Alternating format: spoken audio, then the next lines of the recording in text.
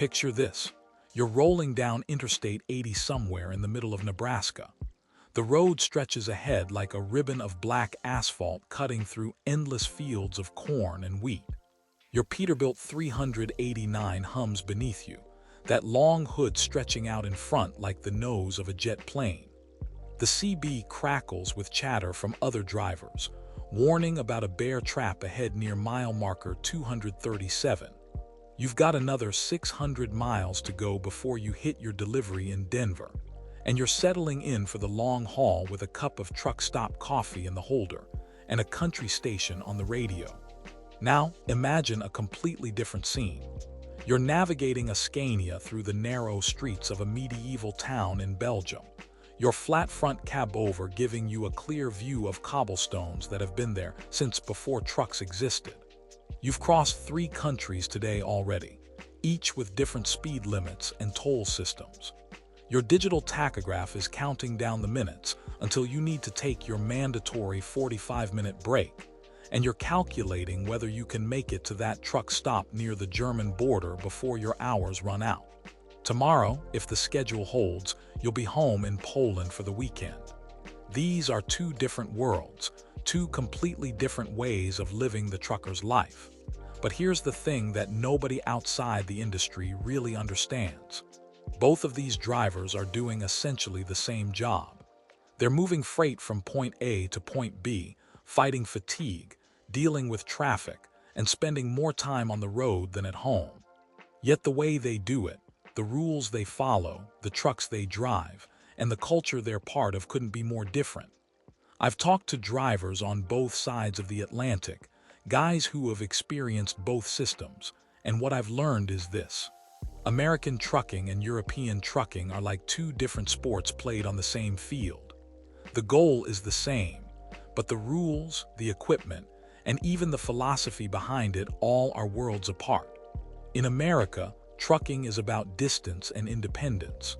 It's about conquering vast stretches of highway, about living in your truck for weeks at a time, about the freedom of the open road, even if that freedom comes with isolation. It's about that iconic image of the long-nosed semi rolling down an endless interstate under a big sky, chrome gleaming in the sun. In Europe, trucking is about precision and efficiency. It's about navigating tight medieval streets that were never designed for anything larger than a horse cart, about crossing international borders like their county lines, about strict regulations that dictate every aspect of your day. It's about getting home on weekends, about smaller sleeper cabs because you're not supposed to be living in them, about tachographs that record every minute of your day. American drivers look at European trucks and wonder how anyone could drive something that looks like a moving shoebox. European drivers look at American trucks and wonder why anyone would want to drive something with a hood longer than some European cars. American drivers can't imagine being told exactly when to take a break after precisely 4.5 hours. European drivers can't imagine driving 11 hours in a 14-hour window, day after day, weeks away from home. But here's what both sides understand. This job isn't for everyone. Whether you're hauling containers from Los Angeles to New York or running flowers from Holland to Italy, you're part of something essential. You're keeping economies moving, keeping store shelves stocked, keeping the world turning. And despite all the differences, despite the regulations and the cultures and the equipment, there's a bond between drivers everywhere. That understanding that when civilians complain about traffic, they have no idea what real driving is. That knowledge that while everyone else sleeps, you're out there moving civilization forward. So let's take a ride through both worlds. We'll climb into the cab of an American conventional and a European cab over. We'll look at the rules, the roads, the culture, and the reality of what it means to drive for a living on both sides of the Atlantic. Because understanding these differences isn't just academic, it's a window into 2 different philosophies about work, life, safety, and freedom. And who knows? Maybe by the end of this journey, you'll understand why a driver from Tennessee and a driver from Romania, though they've never met and probably never will would recognize each other as brothers of the road. Let's start with the most obvious difference: the trucks themselves. If you put an American Kenworth W900 next to a European Volvo FH, they look like they were designed on different planets. And in a way they were, because the regulations and the roads that shape them are fundamentally different. The American conventional truck is an icon. That long hood, sometimes stretching 6 or 7 feet in front of the windshield, housing a massive engine that can pull 80,000 pounds up the Rockies without breaking a sweat.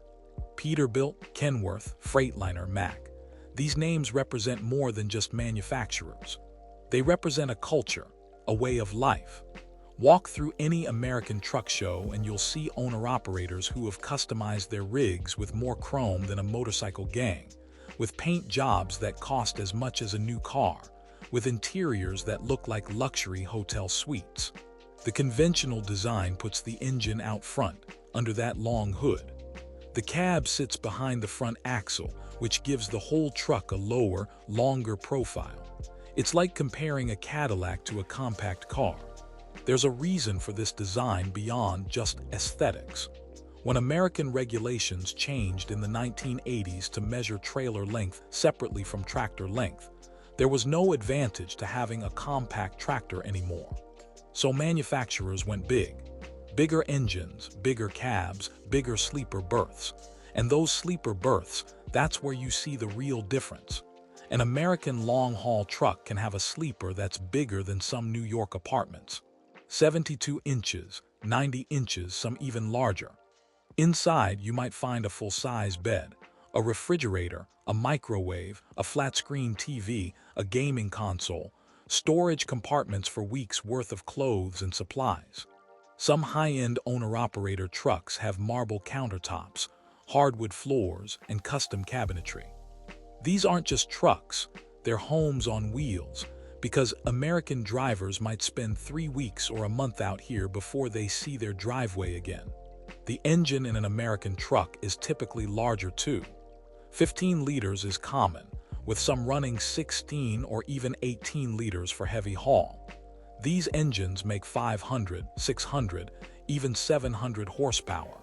They need to, because American drivers face mountain grades in the Rockies and the Appalachians with 80,000 pounds behind them. And they need to maintain highway speeds of 65 or 70 miles per hour.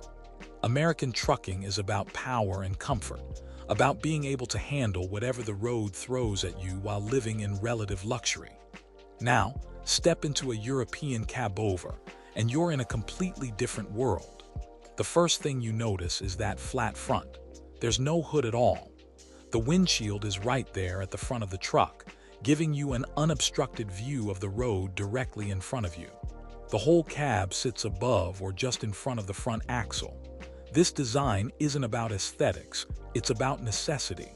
European regulations measure the total length of the vehicle, tractor, and trailer combined. The maximum is usually around 54 feet, compared to the 75 feet allowed in many American states. So European manufacturers need to maximize trailer length while minimizing tractor length. The cabover design shaves several feet off the tractor, which means several more feet of cargo space in the trailer. In the competitive European freight market, that extra space can make the difference between profit and loss.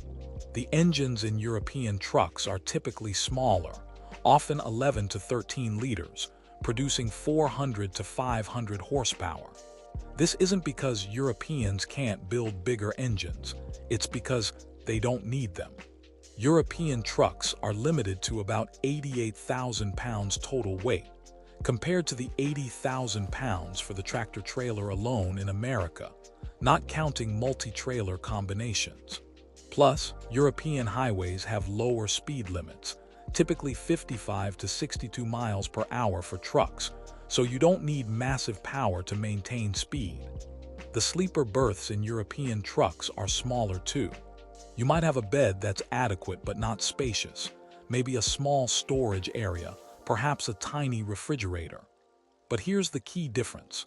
European regulations prohibit drivers from taking their 45-hour weekly rest period in the truck. The rules are designed to get drivers home, not to support them living on the road. So the sleeper isn't designed as a home. It's designed as a place to grab your mandatory rest periods between driving stints. The engineering differences run deeper than size. European cabovers tilt forward for engine access. The entire cab hinges at the front, and you can hydraulically tilt it up to expose the engine for maintenance. It's actually pretty clever. You can work on the engine from ground level without needing to climb over fenders or reach down into a cramped engine bay. But it also means that anything loose in the cab goes flying forward when you tilt it, so you learn to secure everything before maintenance. American conventionals, you just lift the hood. Simple. The engine is right there, accessible from ground level, easy to work on. For owner-operators who do their own maintenance or for mechanics at small shops, this is a huge advantage. You can diagnose problems quickly, change components without specialized equipment, and get back on the road. But let's talk about the ride quality, because this is where physics comes into play. In a conventional, the driver sits behind the front axle, often between the front and rear axles of the tractor. This means bumps are absorbed by both sets of wheels before reaching the driver. It's a smoother, more comfortable ride, especially on rough roads.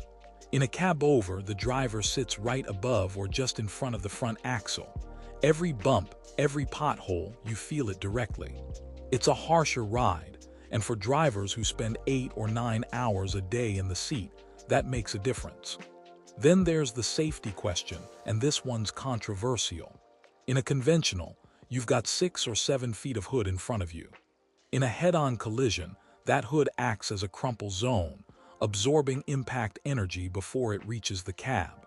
You've got the engine block, the radiator, the front structure of the truck all taking the hit. In a cab-over, the windshield is right at the front of the vehicle.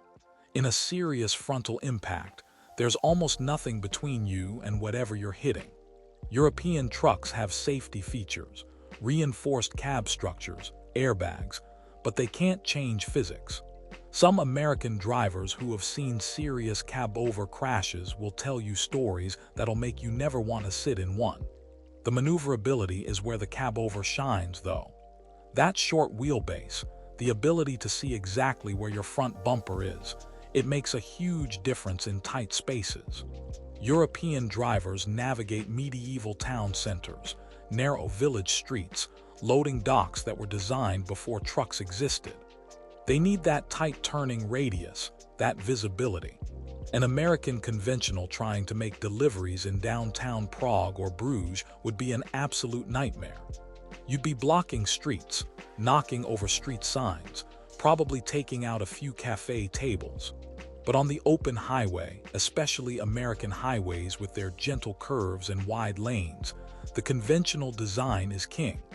It's more stable at high speeds, more comfortable over long distances, and when you're looking at 600 or 700 miles in a day, that comfort matters. Here's something most people don't realize. European manufacturers actually make both styles. Scania, Volvo, DAF, they all produce cab-overs for the European market, but some of them have built conventionals for markets like Australia or South America where regulations are different. And you know what? European drivers who have tried both often prefer the conventional for long-haul comfort, but they can't use them in Europe because the regulations won't allow it. The customization culture is another huge difference. In America, trucks are personal statements. Owner-operators spend tens of thousands of dollars on custom paint, chrome, lighting, interior upgrades. There are truck shows where the best-looking rigs compete for trophies. It's part of the culture. Your truck represents you, your business, your pride. In Europe, trucks are generally more utilitarian. Fleet trucks especially, they're workhorses, not show pieces. You see some customization, sure, but it's usually more subtle. Maybe some extra lights, a custom sun visor, some company branding. But you don't see the same level of personalization. Part of this is cultural. European trucking is more corporate, less owner-operator focused. And part of it is practical. You're going to be home on weekends. The truck isn't your identity the same way it is for an American driver who lives in it. The technology inside is converging though. Both American and European trucks now have advanced safety systems, collision avoidance, lane departure warnings, adaptive cruise control. Both have comfortable air ride seats, good sound systems, connectivity for phones and tablets. The gap in cab technology is narrowing, but at the end of the day, the fundamental design philosophy remains different. American trucks say, "You're going to be out here for weeks, so we're going to make it as comfortable and powerful as possible." European trucks say, "You need to be efficient, maneuverable, and you're going home on the weekend anyway." Neither approach is wrong. They're both solutions to different problems, shaped by different regulations, different roads, and different cultures. An American driver transplanted to Europe would probably struggle with the smaller cabover at first, but would eventually appreciate the maneuverability. A European driver transplanted to America would probably love the space and comfort of a conventional, but would initially feel like they're driving a bus. The trucks themselves are just tools, shaped by the environment they work in. But they're also symbols of two different philosophies about what trucking should be. And understanding these differences helps explain everything else that's different between American and European trucking. Walk into any American truck dealership, and you'll see the pride these machines inspire. Rows of Peterbilts with factory paint that looks like liquid metal. Kenworths with enough chrome to blind you on a sunny day. Each one represents a massive investment, sometimes $200,000 or more for a fully spec'd long-haul tractor. And that's before customization begins. There's a reason American truck manufacturers offer hundreds of options. You can choose your paint color from dozens of options, or get custom mixing for something unique. You select your interior materials, leather or cloth, what color, what style. You choose your dashboard configuration, your steering wheel type, your seat brand. Some guys spec out their trucks like they're designing a custom Harley-Davidson, which in a way they are. The European approach is more standardized. Sure, there are options, but the culture is different. Trucks are tools, and while you want a good tool, you don't necessarily need it personalized. Fleet trucks especially are bought in bulk with standard specifications. It's efficient, practical, sensible, all very European values. But let's talk about something specific, the riding experience. Climb into an American conventional, say a Freightliner Cascadia, and you feel like you're sitting in the front office of a moving building. The dashboard stretches away from you, the hood extends out in front like an airport runway. You've got space around you, room to move, places to store things. The ride is smooth because of that long wheelbase and sophisticated suspension. On a good highway, you can drink coffee without spilling it. Now climb into a European Volvo FH cabover. You're immediately aware of how vertical everything is. You're sitting up high, almost on top of the front wheels. The windshield is right there in your face, giving you an incredible view of the road directly ahead. You can see exactly where your front bumper is. In traffic, in tight spaces, this is hugely advantageous. But hit a pothole and you feel it directly. The shorter wheelbase means more motion, more bounce. It's not uncomfortable exactly, but it's more connected to the road for better and worse. The noise levels differ too. In a conventional, the engine is 6 feet in front of you under that hood. You hear it, sure, but it's muted, insulated by distance and design. In a cabover, especially older models, the engine is right there beneath your feet. You're sitting on top of it. Modern cabovers have excellent sound insulation. European manufacturers have worked hard on this, but physics still applies. You're closer to the source of the noise. The visibility differences are fascinating. In a conventional, you've got that long hood, which means you can't see the road directly in front of your truck. There's a significant blind spot. Experienced drivers learn to account for it. They know where their front end is without seeing it. But it's a real issue in tight situations. You might have to pull up past a stop sign to see traffic, then back up to the proper position. In a cab over, you see everything in front of you. The front bumper, the road surface, obstacles, everything is visible. This is why European drivers can navigate streets that would be impossible in a conventional. When you can see exactly where your truck ends, you can get within inches of obstacles safely. Try that in a conventional and you're guessing, which is a great way to hit something expensive. The maintenance accessibility deserves more discussion because it affects daily life. In a conventional, regular maintenance is straightforward. Check the oil, check the coolant, check the air filters. It's all accessible without special procedures. The hood lifts up, you've got light and space to work. A driver doing their own PM, preventive maintenance, can knock it out in a truck stop parking lot with basic tools. In a cab over, routine checks require tilting the cab. This isn't difficult. Modern trucks have hydraulic systems that make it relatively easy, but it's still an extra step. And it means you need flat, stable ground. You can't just tilt the cab anywhere. Plus, as mentioned, everything in the cab goes flying forward when you tilt it.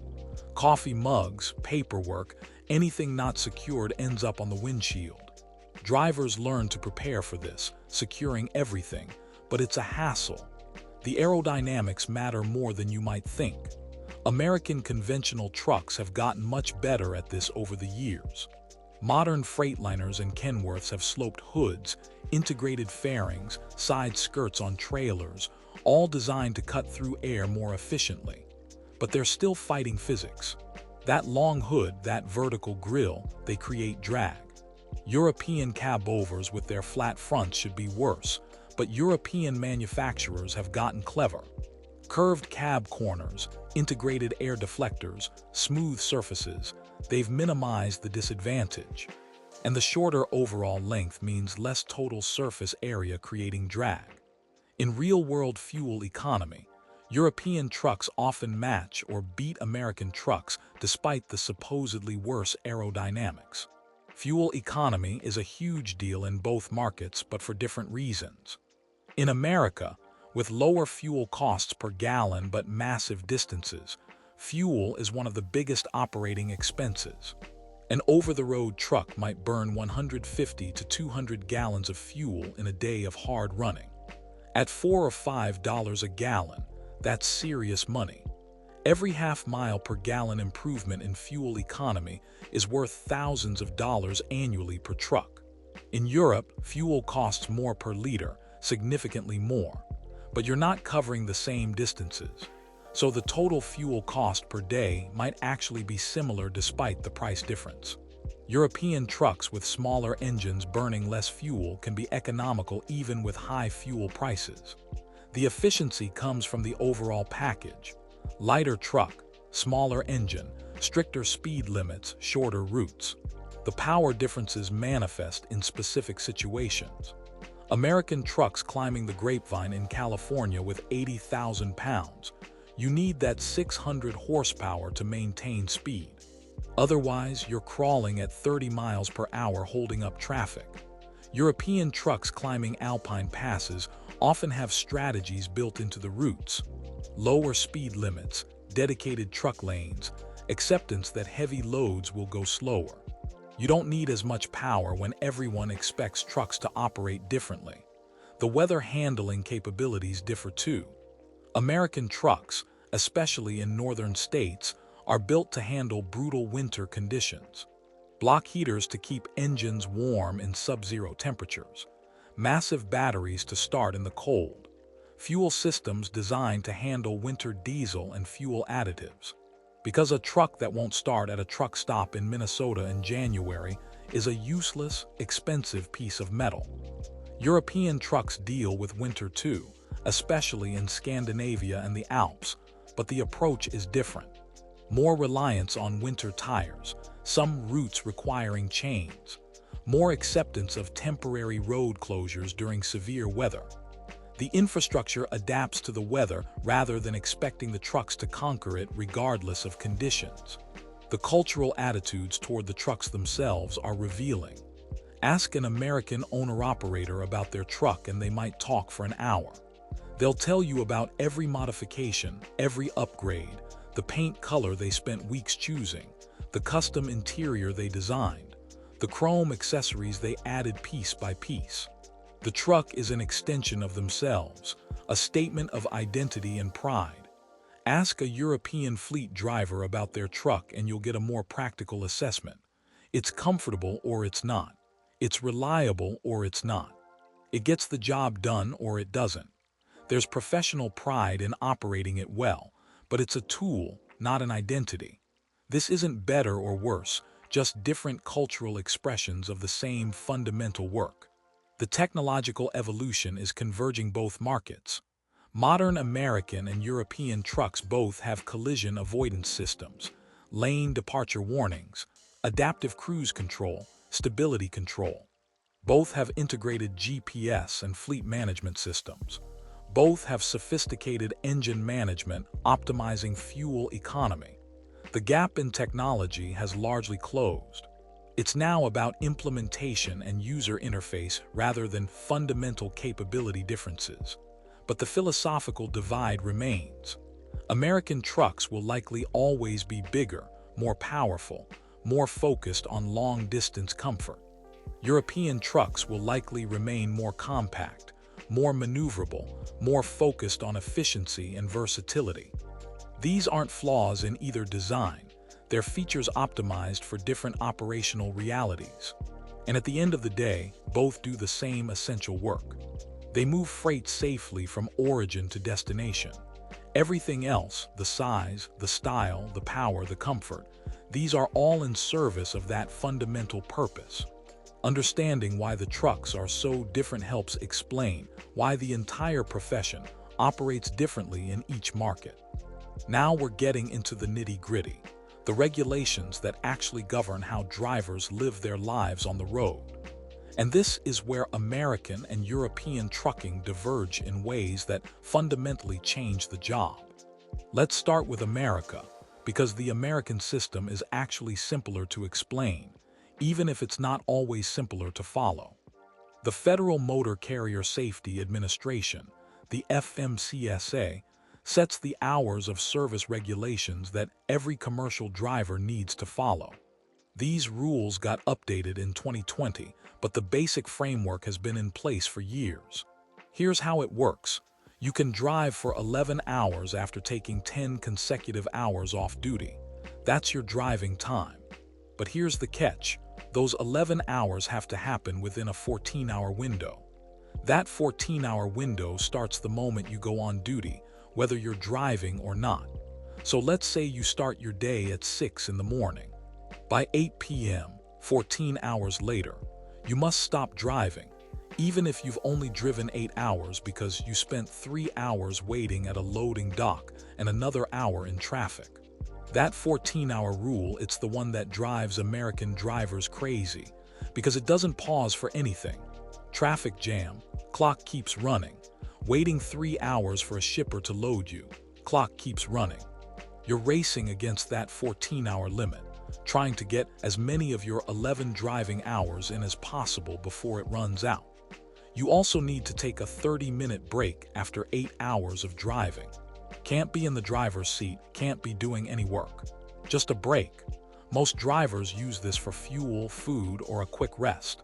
Then there's the weekly limit, 70 hours in 8 days or 60 hours in 7 days. Once you hit that limit, you need to take a 34-hour reset before you can start a new cycle. This is where American long haul really gets interesting. Smart dispatchers and drivers can run hard for several days, reset, then run hard again. You might work 6 days straight, take a day and a half off, then work another 6 days. It's not a normal work schedule by any standard, but it's legal. All of this is tracked by an electronic logging device, an ELD. These became mandatory in December 2017, and they changed trucking forever. Before ELDs, drivers used paper logbooks, and let's just say there was a lot of creative bookkeeping going on. Drivers called them comic books because the entries were often fictional. You could fudge your hours, run over your limits, and as long as you weren't caught in a random inspection, you were good. ELDs changed all that. They're connected to the truck's engine and they automatically record when you're moving, when you're stopped, how long you've been driving. You can't cheat them. They know. This made trucking safer, no doubt, but it also made it less flexible. Before, if you were 10 miles from your destination and your 14 hours were up, you might risk it. Now, that ELD is going to show that violation, and it could cost you your job. Now let's cross the Atlantic and look at Europe, where the regulations are, well, European, meaning they're detailed, strict, and enforced with German precision. European drivers work under Regulation 561/2006, which sets their hours of service. The daily driving limit is 9 hours, but you can extend it to 10 hours twice a week. After 4.5 hours of driving, you must take a break of at least 45 minutes. You can split this into a 15-minute break followed by a 30-minute break, but you can't drive more than 4.5 hours without stopping. Think about that for a second. American drivers can go 8 hours before their mandatory break. European drivers have to stop after 4.5. That's almost half. For long-distance runs, this means a lot more stops, a lot more time spent parked. The weekly limit is 56 hours of driving, and you can't exceed 90 hours in any 2 consecutive weeks. So if you drive 56 hours this week, you can only drive 34 next week. It forces you to balance your time across weeks. You can't just hammer down for several days straight like American drivers can. The daily rest requirement is at least 11 hours, which can be reduced to 9 hours up to 3 times per week. You can split it into a 3-hour period followed by a 9-hour period. The weekly rest is 45 hours, which can be reduced to 24 hours but must be compensated later. Here's where it gets really European. You cannot take your regular weekly rest in your truck. The regulation is designed to get you home or at least into a hotel. You're supposed to have a life outside the truck.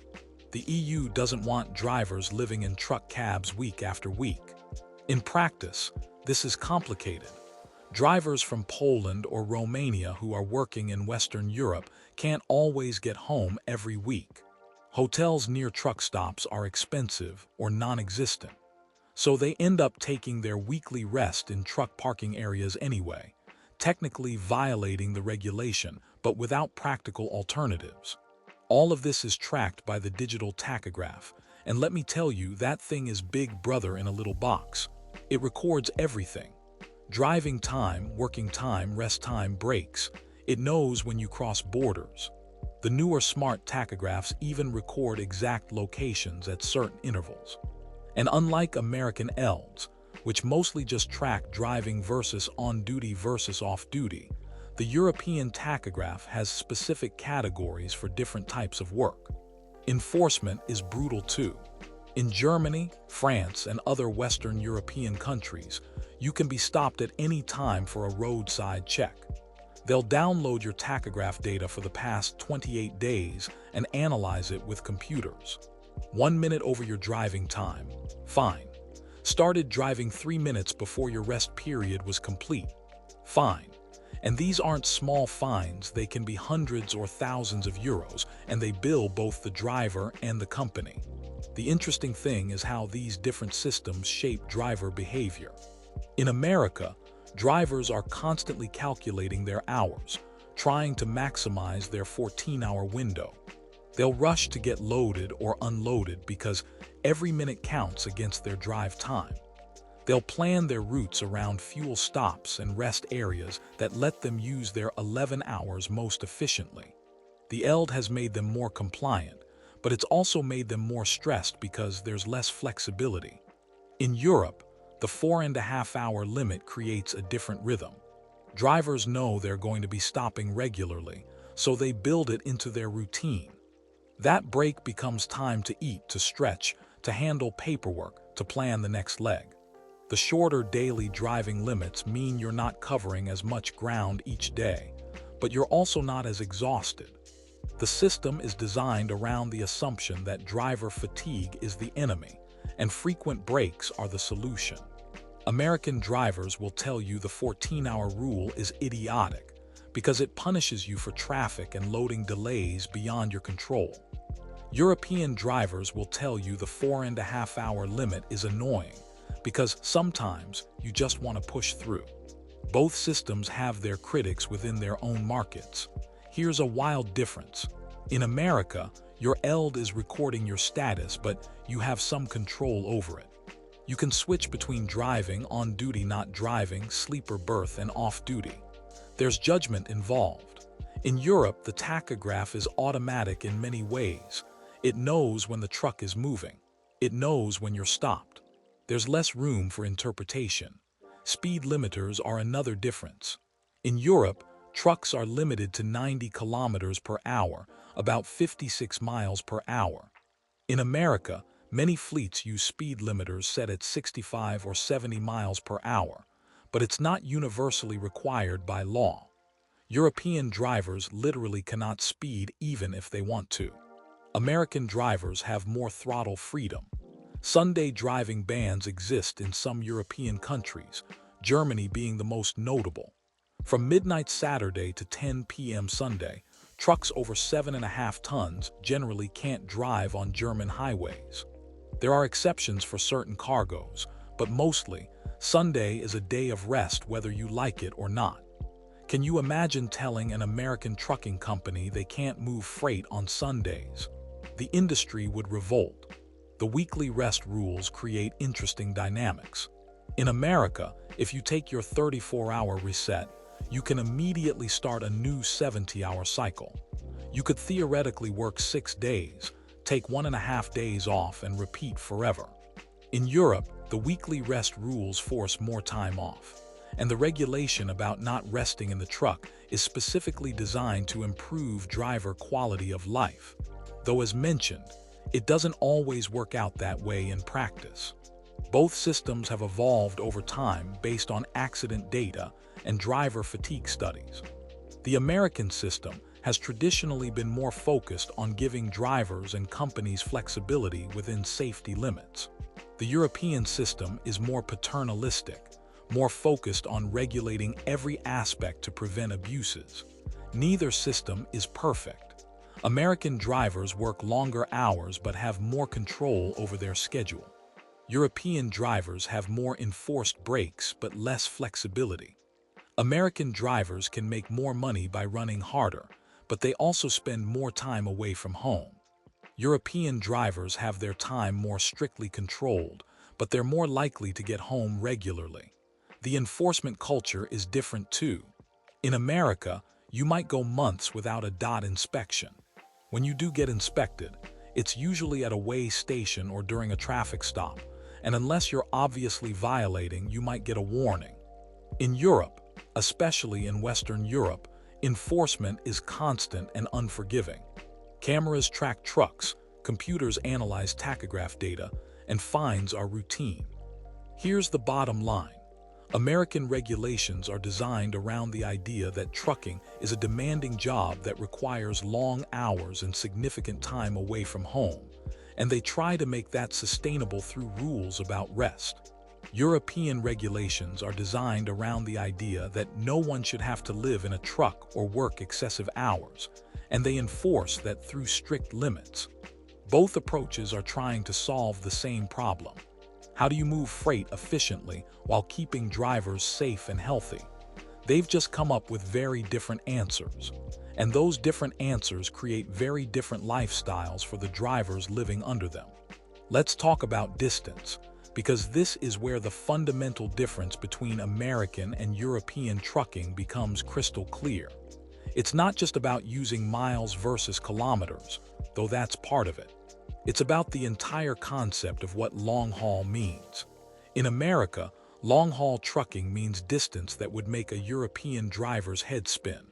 Los Angeles to New York, that's about 2,800 miles. Seattle to Miami, 3,300 miles. These aren't unusual routes. These are just Tuesday. An American long-haul driver might cover 125,000 to 150,000 miles a year. Some over-the-road drivers who really hammer down can hit 200,000 miles annually. To put that in perspective, that's like driving around the Earth 5 or 6 times every year. And you're doing it with 80,000 pounds behind you, up mountains, through weather, across every kind of terrain imaginable.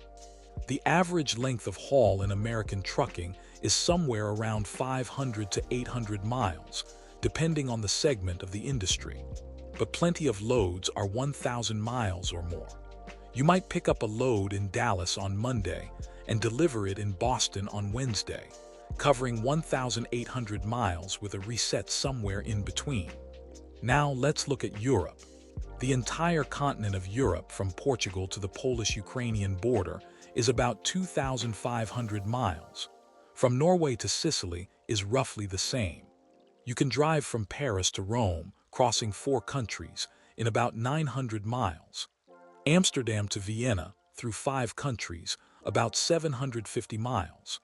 A European international run might mean leaving Rotterdam on Monday, delivering in Milan on Tuesday, picking up in Verona on Wednesday, and being back home in Poland by Friday.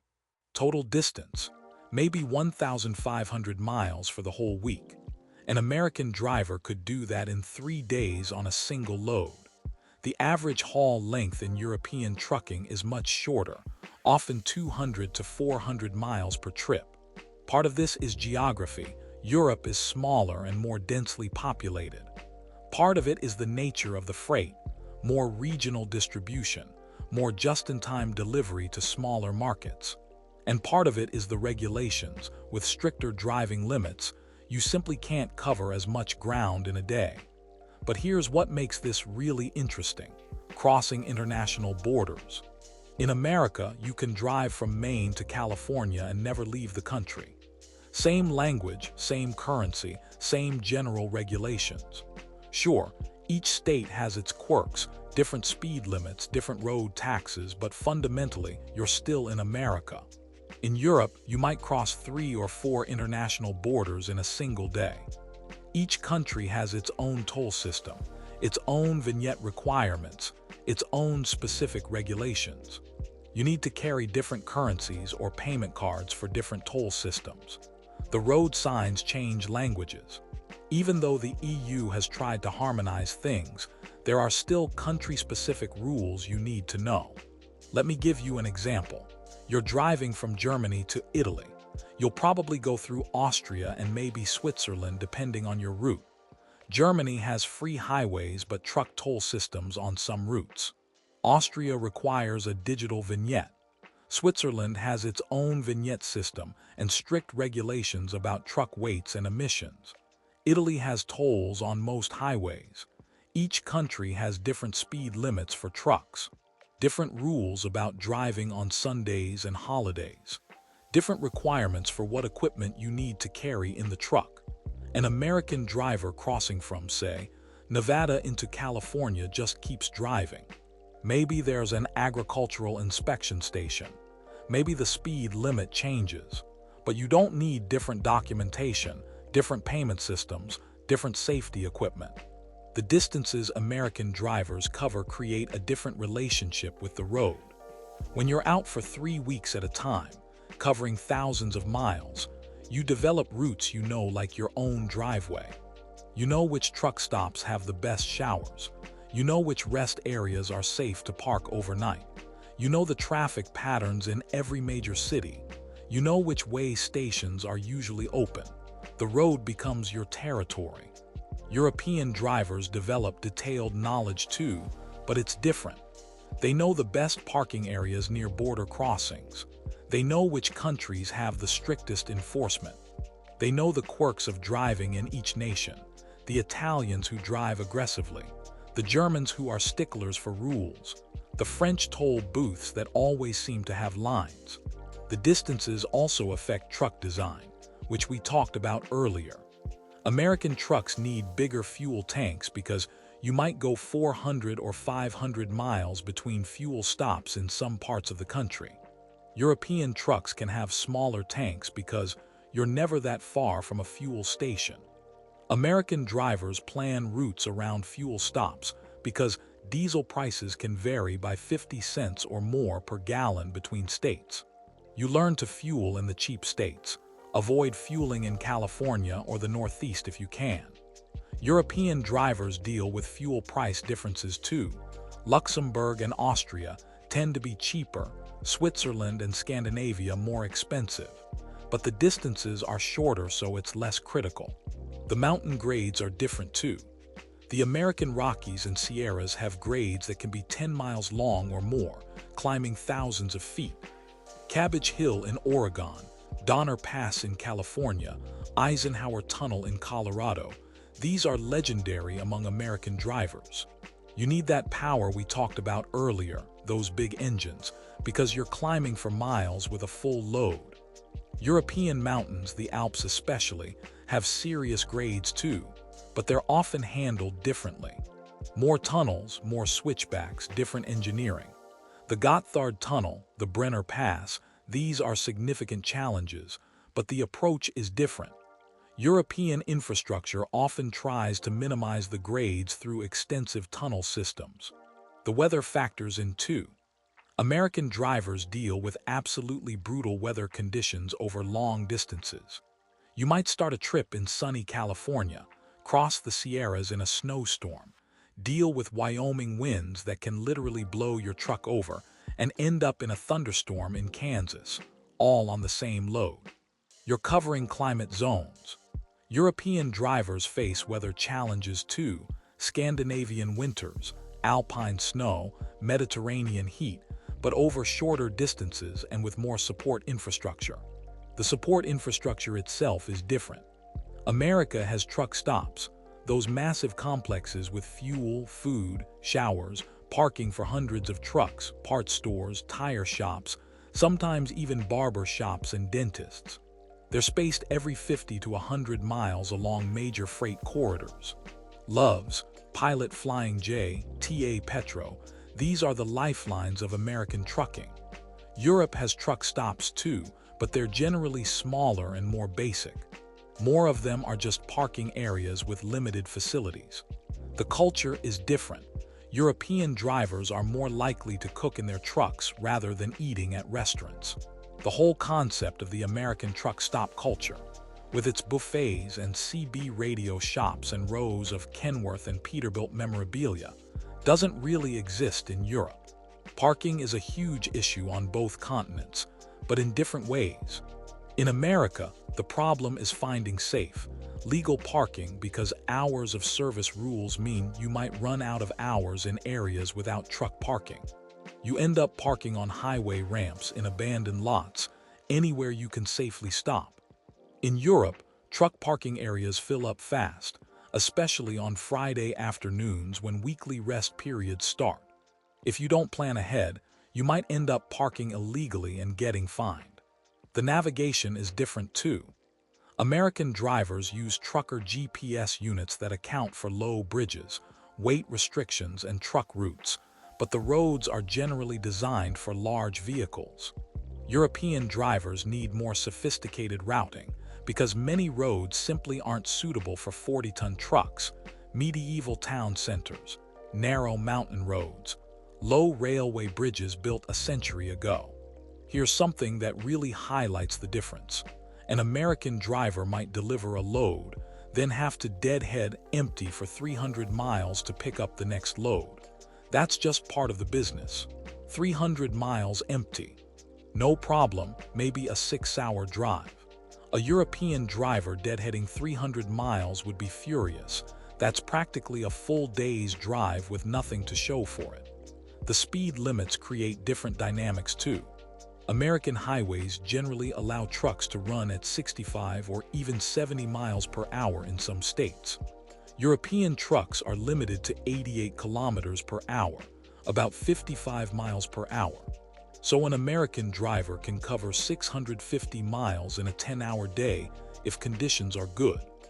A European driver at 55 miles per hour for 9 hours is covering maybe 450 miles, and that's not accounting for the mandatory breaks every 4.5 hours. The economics of these distances are profound. American trucking is often paid by the mile, so more miles equals more money. Drivers are incentivized to cover distance. European trucking is more often paid by the hour or salary, so there's less pressure to maximize miles. This creates completely different attitudes toward the job. Both systems have their challenges. American drivers deal with the mental strain of endless distances, the loneliness of weeks away from home, the physical toll of sitting for 11 hours a day. European drivers deal with the complexity of international operations, the frustration of strict regulations, the challenge of navigating diverse infrastructure. But here's the thing. Both sets of drivers would struggle in each other's systems. An American driver used to covering 600 miles a day would find European limits suffocating. A European driver used to being home most weekends would find American-style long-haul devastating to family life. The geography isn't just about distance on a map. It's about how that distance shapes every aspect of the job, from the trucks you drive to the life you live. And understanding these geographic realities is essential to understanding why American and European trucking operate the way they do. Let's talk about the roads themselves, because the infrastructure you're working with shapes everything about the job. And once again, America and Europe have taken very different approaches to moving freight by truck. The American Interstate highway system is one of the engineering marvels of the 20th century.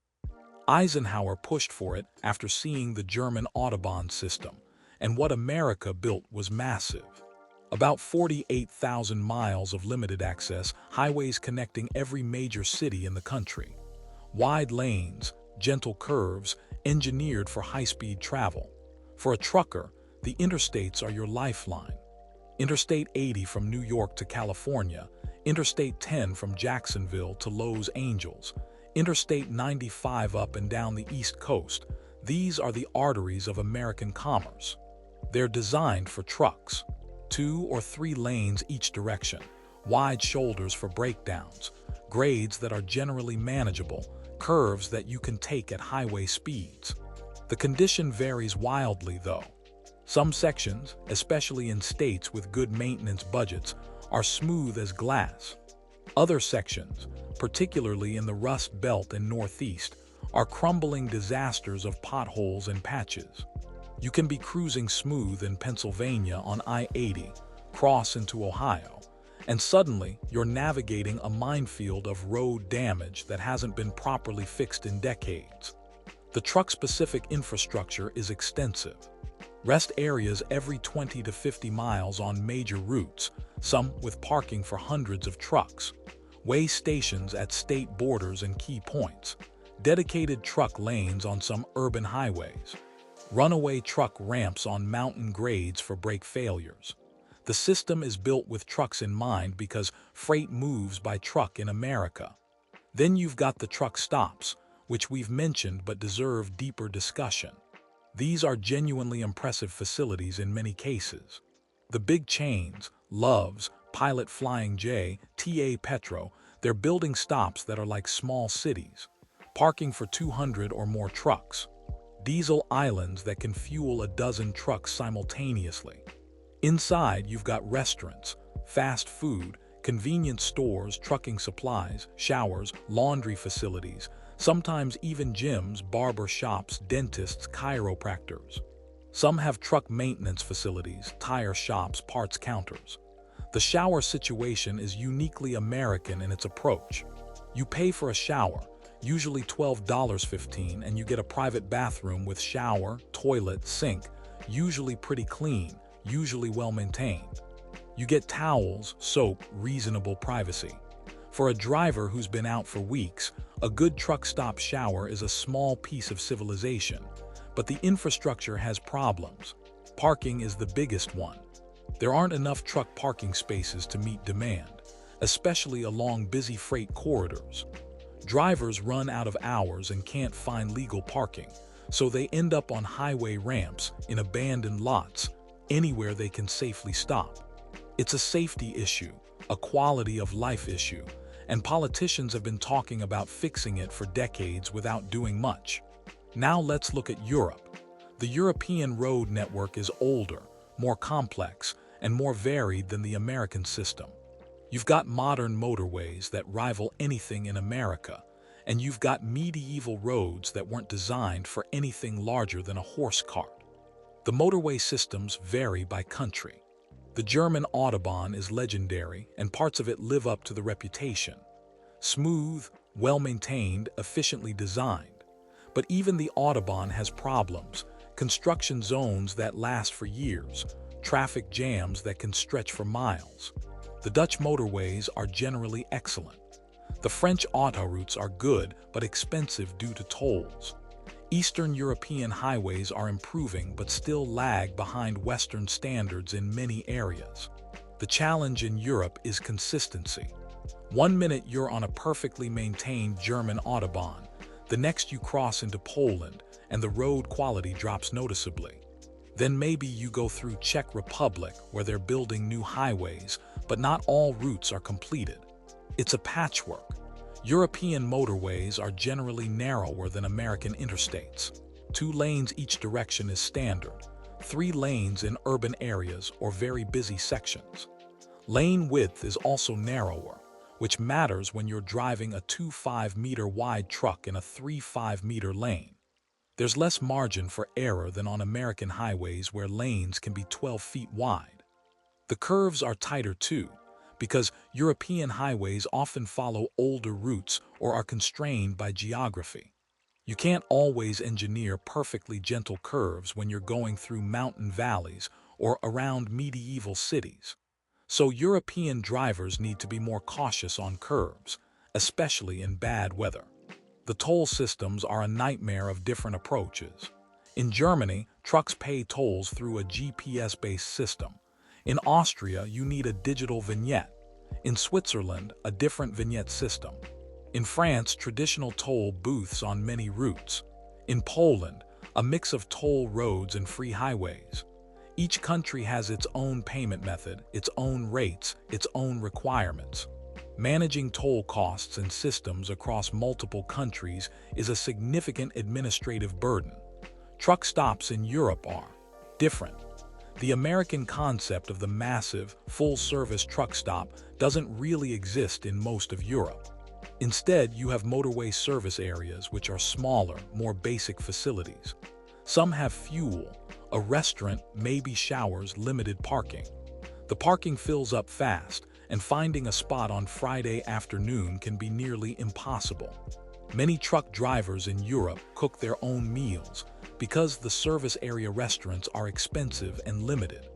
You'll see guys at parking areas with portable stoves, preparing dinner in their cabs or outside if weather permits. This is totally foreign to American truck stop culture where you just walk inside and order something. The shower situation is more hit or miss. Some service areas have showers, some don't. Quality varies. Many drivers use coin-operated shower facilities that are basic at best.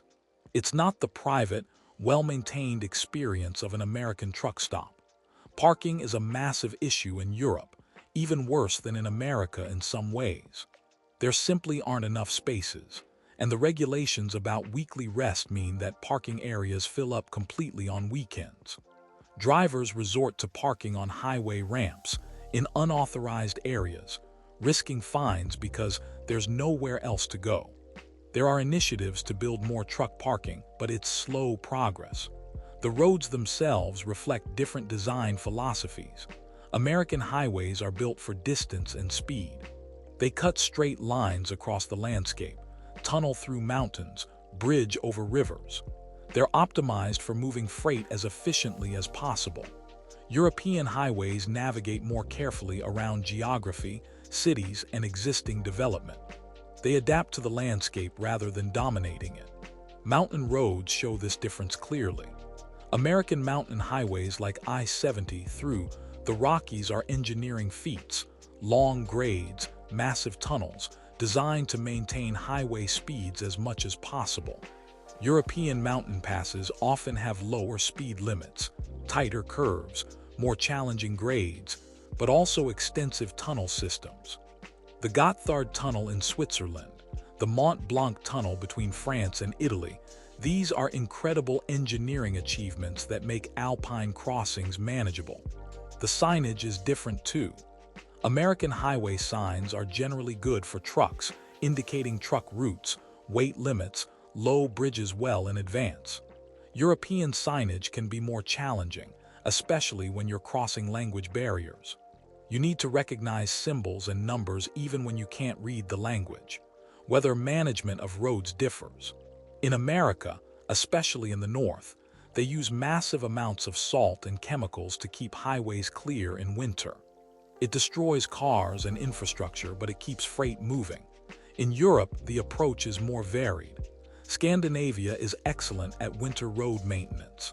Alpine regions use combinations of salt, plowing, and sometimes temporary chain requirements.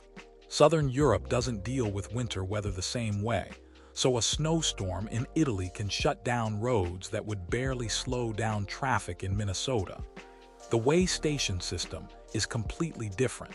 American weigh stations are dedicated facilities where trucks are pulled off for weight checks, inspections, and safety reviews. You learn which stations are usually open, which ones are strict, which ones you can usually bypass if you're underweight. European weight enforcement is often mobile, random checks by authorities who can set up anywhere. You might be cruising along and suddenly, there's a police checkpoint weighing trucks. There's no pattern to predict or avoid. Urban infrastructure is where Europe really differs from America. American cities are generally built with wide roads because they developed in the automobile age. European cities often have medieval cores with streets that were built for pedestrians and horses. Delivering in downtown Rome or Prague or Vienna means navigating roads that were never designed for 40-ton trucks. It requires skill, patience, and sometimes sheer nerve. American cities have their challenges too: low bridges in New York, tight turns in Boston, terrible traffic in Los Angeles, but they're generally more accessible to trucks than European city centers. The maintenance culture differs. American highways are state-maintained, and some states do a better job than others. You know which states have good roads. Texas and Florida generally get high marks, and which states are disasters.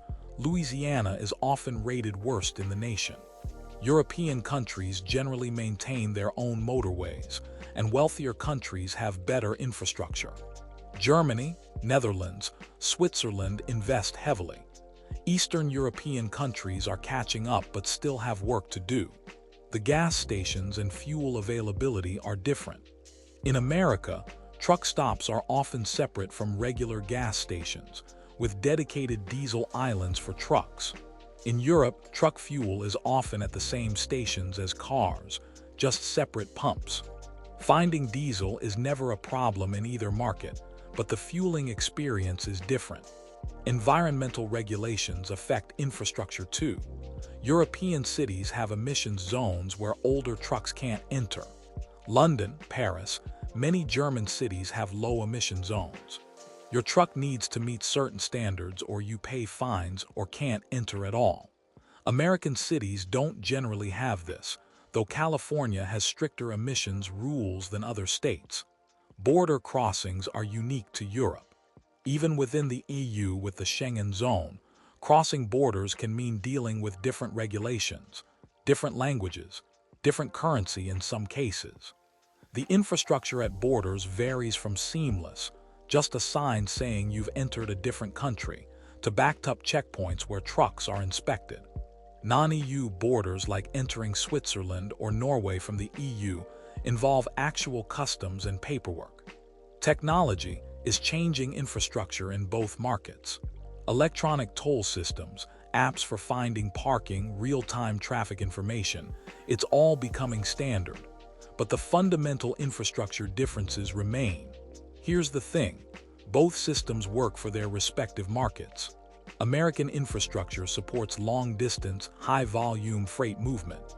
European infrastructure supports complex, international, smaller-scale operations. Both have strengths and weaknesses. Both require drivers to adapt to the specific challenges they present. The road infrastructure you work with becomes part of your skill set as a driver. American drivers develop encyclopedic knowledge of interstate routes, truck stops, way stations, and traffic patterns. European drivers develop equally detailed knowledge of motorways, border crossings, toll systems, and parking areas across multiple countries. Neither market's infrastructure is perfect, but both are essential to keeping their economies running. And understanding these infrastructure differences helps explain why trucking operates so differently in each market. Now we're getting into the soul of trucking, the culture, the unwritten rules, the way drivers create community in a job that's fundamentally isolating. And once again, America and Europe have developed very different cultures around the same basic profession. Let's start with the CB radio in America, because it's iconic even though it's not what it used to be. In the 1970s and 80s, the CB was the heartbeat of American trucking. Channel 19 was like social media before social media existed. Drivers had handles, CB nicknames that were their identity on the road. The rubber duck, the snowman, whatever handle you picked said something about who you were. The CB was how you got information. Bears up ahead meaning cops. Smokey in a plain brown wrapper meaning an unmarked police car. Gator on the road meaning a blown tire. Traffic reports, weather warnings, accident alerts, all of it came over Channel 19.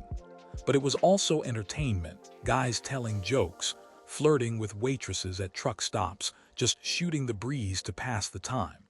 The CB had its own language, trucker slang that was so colorful it became part of American culture. A bear was a cop. A chicken coop was a way station. Go juice was fuel. Hammer down meant drive fast. Four-wheeler was a car. Lot lizard was, well, we'll leave that one alone. This language built community. If you knew the lingo, you were part of the tribe. The CB culture faded over the decades. Cell phones replaced it for practical communication. The quality of conversation on Channel 19 deteriorated. Instead of useful information and good-natured banter, it became full of obscenity, spam from truck stop services, and idiots playing music or just making noise. A lot of drivers turned their CBs off or just don't have them anymore. But some old-timers still run CBs, and in certain situations, it's still useful. If you're going into a big traffic jam, someone ahead might warn about the severity. If there's an accident, you might get details faster than GPS traffic alerts. And occasionally, you still get that old-school camaraderie, drivers helping each other with directions, warning about road hazards, just being part of a community. European trucking never had the same CB culture. Language barriers were part of it. How do you have a pan-European CB conversation when Polish, German, French, and Romanian drivers all share the same highways but don't speak a common language? CB radios exist in European trucks, but they were never the cultural phenomenon they were in America. Instead, European truckers connected in different ways. Truck stops and parking areas became social spaces where drivers from different countries would gather. Without a common language, communication was more limited, but there was still a sense of shared experience. Everyone's dealing with the same regulations, the same challenges, the same life on the road. The truck stop culture is uniquely American. These places became institutions, not just fuel stops but social hubs. The major chains built their reputations on consistency and amenities. Drivers develop loyalties to particular chains or even particular locations. There's a Buc-ee's in Texas that's become legendary. Not technically a truck stop, but a cultural phenomenon that some truckers detour to visit. The truck stop has its own ecosystem. You've got the fuel islands where drivers catch up while fueling. The trucker-only parking areas where guys will hang out, grilling food, washing their trucks, just socializing. The restaurant where regulars know the waitresses by name and vice versa. The shower facilities that become almost sacred after days on the road. The driver lounges where you might catch a game on TV or just shoot the breeze with other drivers. There's an unwritten code at truck stops. You don't pull through a parking space, you back in, because that's how you might need to leave in a hurry. You don't park next to the building if there are spaces further out. Those closed spots are for drivers making quick stops. You don't idle your truck right next to other trucks if you can avoid it. You don't block the fuel island, you fuel up and move. Small things, but they matter to the culture. European truck parking areas are different. They're more functional, less social. Guys park, cook their meals, sleep, and leave. There's less hanging out, less community building. The language barriers don't help. The fact that many drivers are just trying to maximize their limited rest time before getting back on the road doesn't help either. The owner-operator culture is huge in America. Something like 10% of American truckers own their own trucks, and many more aspire to it. These guys view their trucks as their businesses, their pride, their identities. They customize them obsessively. They maintain them meticulously. They know every mechanical detail. The owner-operator culture creates a different mindset. You're not just a driver, you're a businessman. This culture manifests in truck shows, where owner-operators compete to have the best-looking, most customized truck. These aren't just vehicle shows, they're celebrations of the culture. Chrome, custom paint, elaborate interiors, sometimes trucks that cost $200,000 or more in their finished form. It's art, expression, pride.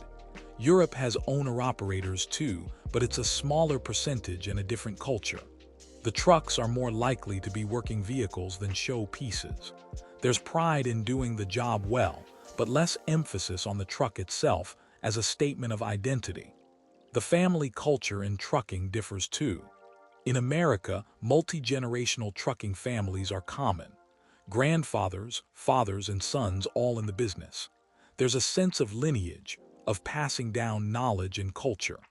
European trucking has some of this too, but it's less pronounced, partly because the job is more often just a job rather than a lifestyle and identity. The relationship between drivers has interesting dynamics. There's generally solidarity, a sense that all drivers are in it together against dispatchers who push too hard, shippers who waste your time, regulators who don't understand the reality of the job. But there's also competition for loads, for parking spaces, for respect. The respect hierarchy in American trucking is real. Owner-operators look down on company drivers. Flatbed and heavy-haul drivers consider themselves elite compared to van haulers. Over-the-road drivers think local guys have it easy. Local guys think OTR drivers are crazy for living like that. Everyone thinks tanker drivers are slightly unhinged. It's mostly good-natured, but the pecking order exists. European trucking has its hierarchies too. Western European drivers generally have higher status than Eastern European drivers, though this is tied more to pay and working conditions than skill. International drivers consider themselves more skilled than regional drivers. Drivers who handle difficult routes or specialized cargo have higher status. The attitude toward regulations reveals cultural differences. American drivers tend to view regulations as necessary evils, things you comply with because you have to, but you're always looking for ways to maximize your earnings within the rules. There's a frontier mentality, a feeling that you should be allowed to manage your own time and safety. European drivers, particularly Western European drivers, tend to view regulations as protections, things that keep companies from exploiting them. Eastern European drivers sometimes have a more American attitude, viewing regulations as obstacles to earning potential. But generally, the European mindset is more accepting of regulation as necessary. The professional pride differs in expression but not in substance. American drivers take pride in covering distance, in handling difficult loads, in navigating bad weather, in their independence. European drivers take pride in precision, in navigating difficult routes, in managing international paperwork, in getting home reliably. Different challenges, but the same fundamental pride in doing difficult work well. The stories drivers tell reflect their different experiences. American drivers tell stories about covering incredible distances, about weird cargo, about adventures in remote parts of the country, about close calls in dangerous weather. European drivers tell stories about navigating impossible deliveries in ancient city centers, about border-crossing mishaps, about the quirks of different countries' enforcement. Technology is changing both cultures. Online forums, Facebook groups, YouTube channels, these are creating new forms of community that transcend geography. A driver in America can watch videos from a European driver and vice versa. Information sharing that used to happen over CB radio or at truck stops is now happening online. But the fundamental difference remains. American trucking culture celebrates the individual, the cowboy, the independent spirit. European trucking culture is more collective, more focused on labor rights and work-life balance. Neither is better or worse. They're products of different histories, different regulations, and different national cultures. The thing is, if you put an American trucker and a European trucker together, despite all these differences, they'd understand each other in ways that civilians never could. They both know what it's like to navigate a 40-ton vehicle through difficult conditions. They both know the frustration of being delayed by things beyond their control. They both know the isolation, the challenges, the small victories that make the job worthwhile. The culture and community around trucking might look different in America and Europe, but it serves the same purpose: creating connection in a disconnected profession, building pride in difficult work, and reminding drivers that they're part of something larger than just moving freight from point A to point B. Let's cut through all the details and regulations and cultural differences and talk about what this job actually means for the people doing it, because that's what matters most. Truck driving, whether in America or Europe, is hard. Not hard like solving complex mathematics or performing surgery. Hard like working long hours in difficult conditions doing something that requires constant attention and takes a toll on your body and mind. It's hard in ways that people outside the industry don't understand and often don't respect. Start with the physical reality. You're sitting for hours at a time, which is terrible for your body. Your back hurts. Your legs get stiff. Your neck aches from looking at mirrors. Circulation problems are common. The vibration from the road shakes your whole body for hours on end. Sleep in a moving truck during team driving and you get thrown around all night. The health statistics are grim in both markets.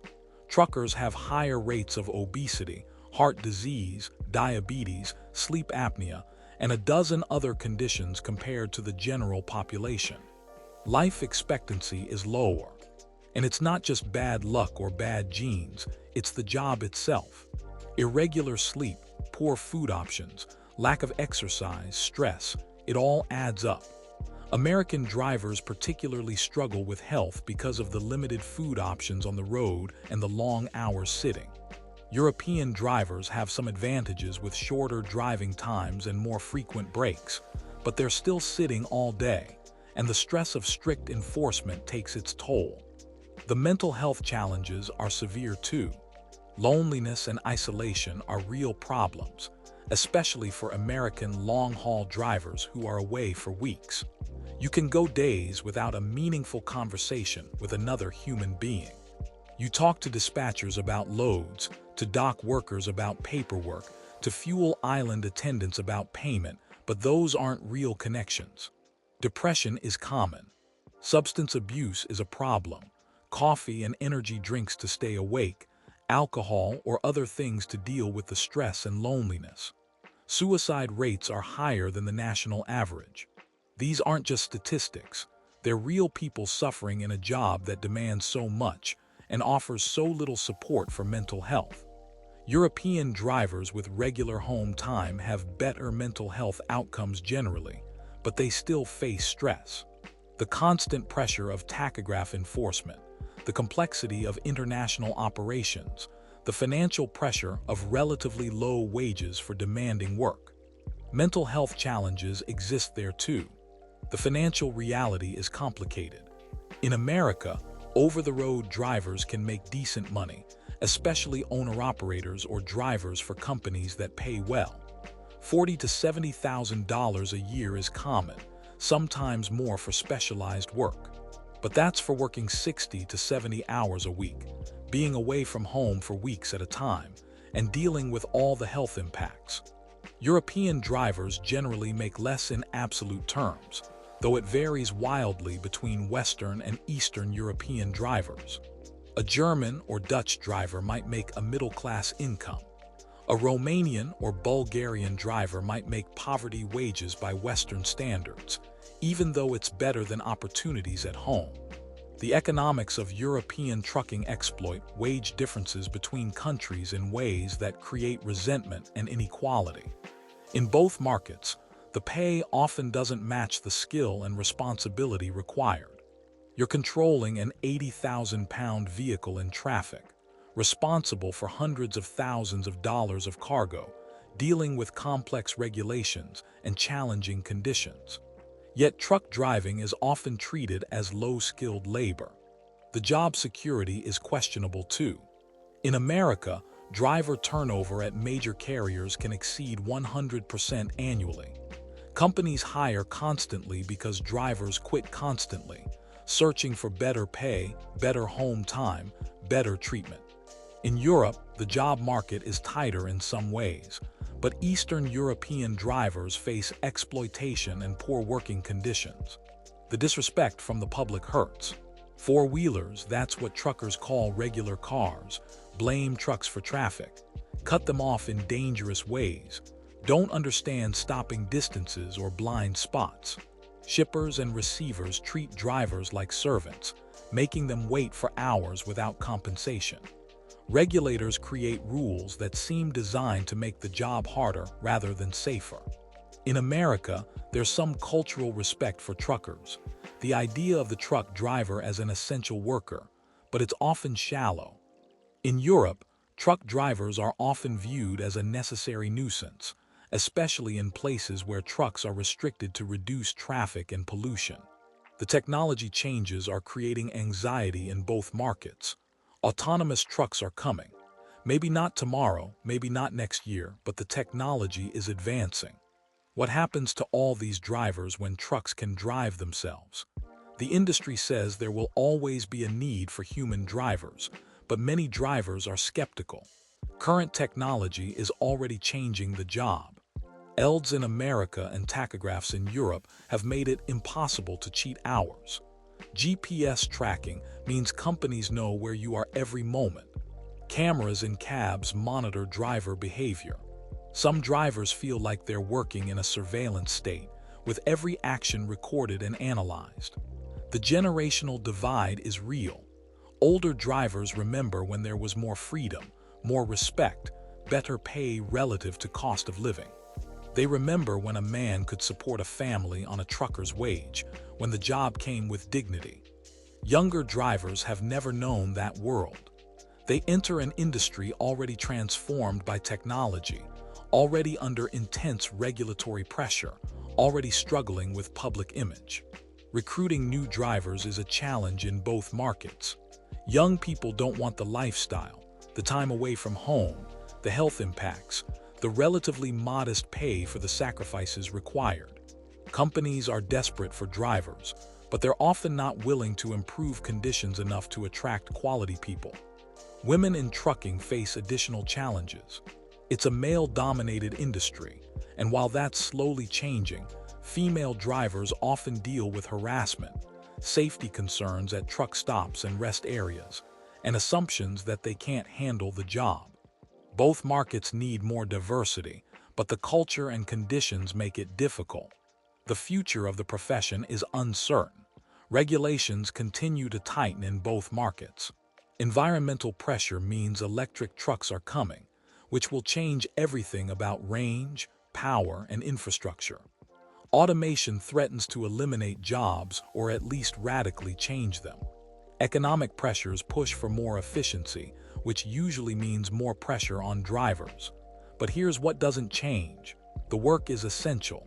Societies depend on truck drivers to function. Every product in every store arrived there by truck at some point. Food, medicine, clothing, electronics, fuel, everything. When truckers stop moving, civilization stops functioning. COVID proved that. Suddenly truck drivers were recognized as essential workers, heroes even, at least briefly. The drivers who stick with it, who make careers out of trucking, they do it for different reasons. Some love the independence, the solitude, the open road. Some need the money and have limited other options. Some come from trucking families and it's in their blood. Some just like driving, the meditative quality of it, the challenge of handling a big vehicle well. There's satisfaction in doing difficult work well, in navigating a tight space perfectly, in covering serious miles on a challenging day, in delivering on time despite obstacles, in mastering the skills and knowledge that make you a professional. That satisfaction exists in both American and European trucking. The camaraderie, when you find it, matters. Meeting another driver who understands, sharing knowledge, helping someone broken down, getting a warning about road hazards ahead. These moments of connection in an isolating job, they keep people going. The responsibility weighs on good drivers. You're sharing the road with families in minivans, with commuters just trying to get to work, with people who trust that you're operating safely. Every day without an accident is a success. Every load delivered safely is a win. That sense of responsibility of being a professional matters to the people who take this work seriously. Both markets need better conditions for drivers. Better pay, better health support, better work-life balance, better respect. The specific solutions might differ between America and Europe, but the need is universal. These are essential workers doing difficult, skilled work, and they deserve better than they're getting. The reality is that truck driving breaks some people.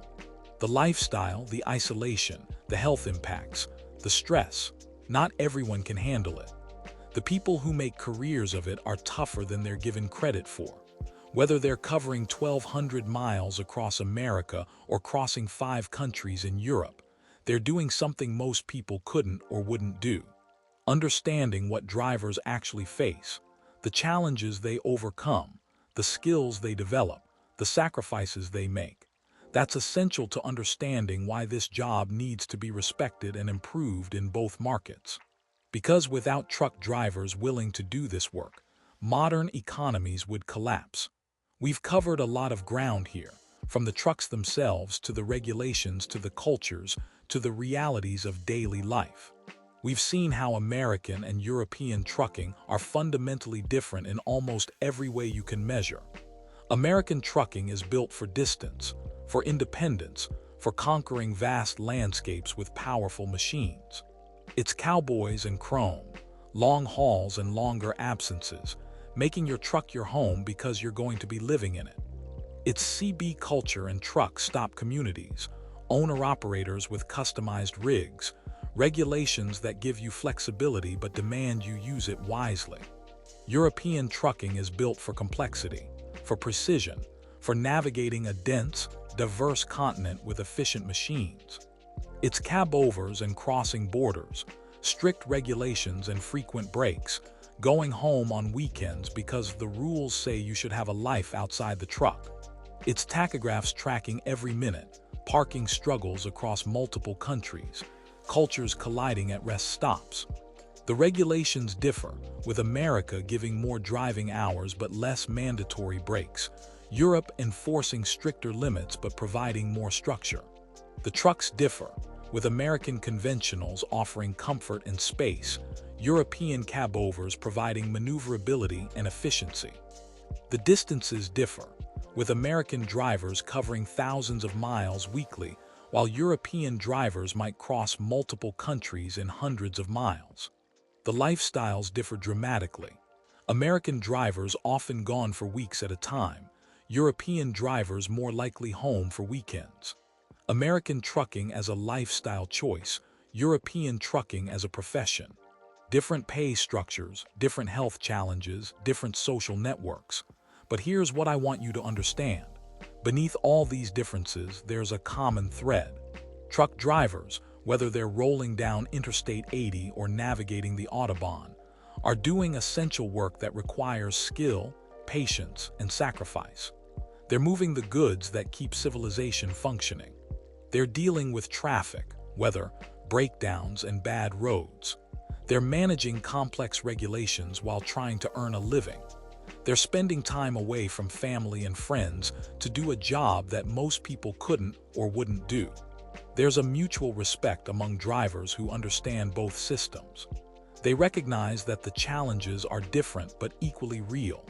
An American driver respects the European driver's skill in navigating tight European streets and complex border crossings. A European driver respects the American driver's ability to cover enormous distances and handle extreme weather across varied terrain. The regulations that seem crazy from the outside often make sense when you understand the context. American regulations evolved for a continent-sized country where long hauls are routine. European regulations evolved for a dense, diverse continent where work-life balance is culturally valued. Neither system is perfect, but both are trying to balance safety, efficiency, and driver welfare in different environments. The future is uncertain for both markets. Technology, automation, environmental pressures, economic changes, all of it threatens to transform trucking in ways we can't fully predict. But as long as goods need to move from one place to another, there will be a need for people who can handle the responsibility of safely controlling these machines. What both markets need is better respect for drivers, better working conditions, better pay, better health support. The specific solutions might differ. American drivers might need more home time options, while European drivers might need better parking infrastructure and reduced wage gaps between countries. But the fundamental need for improvement is universal. If you're someone thinking about getting into trucking, understand that it's not for everyone. The lifestyle demands sacrifice. The work is hard. The hours are long. But for the right person, someone who loves driving, who values independence, who can handle isolation, it can be rewarding. Just know what you're getting into, whether you're in America or Europe.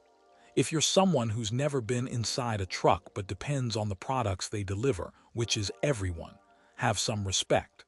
That truck that slowed you down on the highway is carrying something you're going to use eventually. That driver who's taking up 2 parking spaces at the rest area is trying to rest between shifts of hard work. The industry that you rarely think about is the reason you can buy food, clothes, electronics, and everything else. The stories of American highways and European motorways are different, but they're both stories of people doing difficult work to keep the world moving. Different trucks, different roads, different regulations, different cultures, but the same fundamental spirit. The spirit of people who take on a challenging job and do it to the best of their ability, day after day, mile after mile. So whether you're looking at a Peterbilt with a 40-foot hood gleaming in the Kansas sun, or a Scania cabover navigating a medieval Italian street, remember, there's a driver in there doing work that matters. And that's something that transcends continents, cultures, and regulations. Keep the shiny side up, hammers down or easy on the hours as the case may be, and may your roads be smooth whether you measure them in miles or kilometers.